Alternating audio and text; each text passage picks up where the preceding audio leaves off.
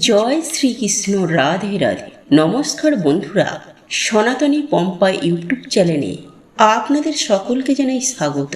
আশা করি আপনারা সকলেই ঈশ্বরের কৃপায় ভালো আছেন, সুস্থ আছেন। বন্ধুরা, খুব সহজেই দ্রুত ধনবান হতে পবিত্র রাধা অষ্টমীর রাতে সামান্য একটি 1 টাকার কয়েন নিয়ে আপনার বাড়ির এইখানে লুকিয়ে রাখুন। 24 ঘন্টার মধ্যে নদীর মতো টাকা আসবে। হ্যাঁ বন্ধুরা, আপনারা একেবারে ঠিকই শুনেছেন। আপনার ভাগ্য রাতারাতি চমকাতে বাধ্য হবে। বন্ধুরা, আমরা প্রত্যেকেই আর্থিকভাবে সমৃদ্ধি হতে চাই, আমরা ধনী হতে চাই। কিন্তু বন্ধুরা, এই ধনী বা আর্থিক সমৃদ্ধি হওয়ার একমাত্র পথ হলো পরিশ্রম। কিন্তু বন্ধুরা, পরিশ্রম তো আমরা প্রত্যেকেই করি, কিন্তু অক্লান্ত পরিশ্রম করার পর দেখা যায় কোনো মানুষ আর্থিকভাবে সচ্ছল, আবার কোনো মানুষ সেইভাবে হয়তো আর্থিকভাবে সচ্ছল নয়। তাই বন্ধুরা, আজ আমি আমার এই ভিডিওটির মাধ্যমে আপনাদেরকে জানাবো এমন একটি উপায় বা উপাচারের কথা জানাবো, যেটি আপনি যদি আগামী বুধবার রাধা অষ্টমীর রাতে আপনি একটি বিশেষ জিনিস নিয়ে আপনি আপনার বাড়িতে করতে পারেন, তাহলে আপনার জীবনে যেমন আর্থিক উন্নতির পথ যেমন সুগম হবে, ঠিক তেমনই সৌভাগ্য ফিরতে বেশি সময় লাগবে না। বন্ধুরা, আমরা যখন পরিশ্রম করি তখন আমরা সেই অনুযায়ী অর্থ উপার্জন করতে পারি না, বা অক্লান্ত পরিশ্রম করার পর অর্থ উপার্জন করতে পারলেও সেই অর্থ আমরা হয়তো ধরে রাখতে পারি না। তখন আমরা ভাগ্যের দোহাই দিই, হয়তো আমাদের ভাগ্যে এমনটা নেই। কিন্তু বন্ধুরা, আপনি যদি এই অক্লান্ত কঠোর পরিশ্রমের পাশাপাশি যদি ধর্ম ও কর্ম পালন করে থাকেন, হ্যাঁ বন্ধুরা, আপনারা যদি নিষ্ঠার সঙ্গে ভগবান বা ঈশ্বরের নাম স্মরণ করেন বা ভগবান বা ঈশ্বরের শরণাপন্ন হন, তাহলেও কিন্তু আপনারা এর থেকে অনেকখানি সুফল পাবেনই পাবেন। তাই এই প্রসঙ্গে বিস্তারিত জানার আগে আপনাদেরকে বলে রাখি, আপনি যদি সনাতনী পম্পা ইউটিউব চ্যানেলে নতুন হয়ে থাকে তাহলে চ্যানেলটি অবশ্যই সাবস্ক্রাইব করুন এবং পাশে থাকা নোটিফিকেশন বেল আইকনটি ক্লিক করুন। কারণ আমি বিভিন্ন প্রকার তন্ত্র মন্ত্র, বশীকরণ, টোটকা, বাস্তুটিপস, জ্যোতিষশাস্ত্র, পুজো আরাধনা এবং ব্ল্যাক ম্যাজিক করা নিয়ে নিত্য নতুন ভিডিও আপলোড করে থাকি, যা প্রয়োগ করার মাধ্যমে আপনার জীবনে থাকা সকল প্রকার সমস্যার সমাধান করতে পারবে। চলুন এইবার মূল আলোচনায় প্রবেশ করা যাক। সুপ্রিয় দর্শক বন্ধুরা, এ কথা সত্য যে আমাদের সকলের ভাগ্য হয়তো সমান হয় না, কারণ কেউ পরিশ্রম করে কেউ অধিক টাকা উপার্জন করছেন, ঠিক তেমনি এমন কিছু কিছু মানুষ রয়েছে যারা খুব অল্প পরিশ্রমে টাকা বা অর্থ উপার্জন করছেন। তাই বন্ধুরা, আজ আমি আপনাদেরকে এমন একটি বিশেষ উপায় বা ক্রিয়ার কথা জানিয়ে দেব, যেটি আগামী বুধবার পবিত্র রাধা অষ্টমীর রাতে এটি করার মাধ্যমে আপনাদের সংসারে যেমন সুখ শান্তি সমৃদ্ধি বৃদ্ধি পাবে, ঠিক তেমনি সেই ব্যক্তির বিভিন্ন দিক থেকে আয়ের উপায় তার সামনে উন্মোচন হবে। তাই বন্ধুরা, আজ আমি আপনাদের উদ্দেশ্যে বলছি, আপনারা যদি ভক্তি, নিষ্ঠা, শ্রদ্ধা সহকারে এই বিশেষ উপায় বা ক্রিয়াটি করতে পারেন, তাহলে আপনি এটুকু নিশ্চিত হয়ে যান, তাহলে এর থেকে আপনারা অনেকখানি সুফল পাবেনই পাবেন। তবে বন্ধুরা, তার জন্য আপনাকে এই ক্রিয়াটি আগামী বুধবার রাধা অষ্টমীর রাতে করতে হবে। আর বন্ধুরা, এই ক্রিয়াটি করার জন্য বেশ কিছু সামগ্রী আপনাদেরকে সংগ্রহ করতে হবে। হ্যাঁ বন্ধুরা, আপনাকে নিতে হবে একটি 1 টাকার কয়েন, একটি এলাচ এবং একটি লবঙ্গ।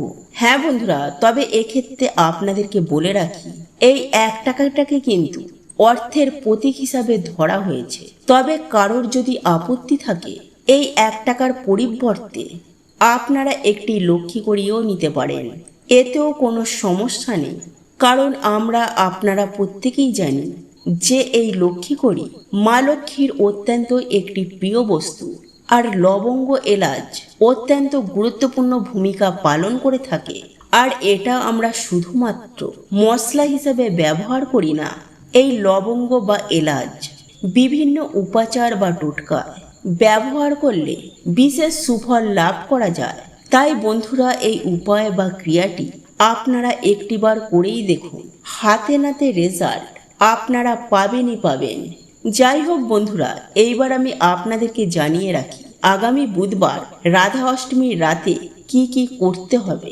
বন্ধুরা, রাধা অষ্টমীর সন্ধ্যায় আপনাকে এই উপায় বা ক্রিয়াটি করতে হবে এবং অতি অবশ্যই নিরামিষ আহার গ্রহণ করতে হবে। এইবার আপনাদেরকে যেটি করতে হবে বন্ধুরা, আপনি আপনার বাড়িতে যেভাবে বাড়িতে ধূপ ধুনা প্রদীপ দেখান ঠিক সেভাবেই আপনারা বাড়িতে সন্ধ্যা দেবেন, ধূপ দেখাবেন এবং মা লক্ষ্মীর সামনে একটি গাওয়া ঘিয়ের প্রদীপ জ্বালাবেন। এবং এই প্রসঙ্গে আরও একটি কথা আপনাদেরকে জানিয়ে রাখতে চাই যে আপনি আপনার বাড়িতে সন্ধ্যা দেওয়ার পর অতি অবশ্যই উলুধ্বনি বা শঙ্খধ্বনি দেবেন।